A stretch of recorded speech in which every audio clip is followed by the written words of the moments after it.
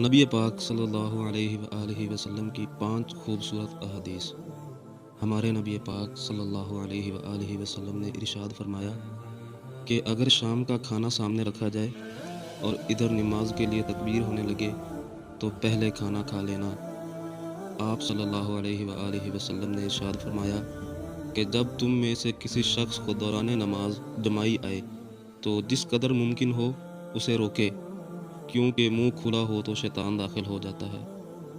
آپ صلی اللہ علیہ وآلہ وسلم نے فرمایا کہ جس شخص کی نماز اثر رہ گئی تو گویا اس کے اہل و عیال اور اس کا مال تباہ و برباد ہو گیا۔ ہمارے نبی پاک صلی اللہ علیہ وآلہ وسلم نے ارشاد فرمایا کہ جمعہ کے دن ایک گھڑی ایسی ہوتی ہے کہ اس دن جو شخص اللہ تعالیٰ سے جس چیز کا سوال کرتا ہے اللہ تعالیٰ اسے عطا کر دیتا ہے، اور یہ گھڑی عصر کے بعد ہوتی ہے۔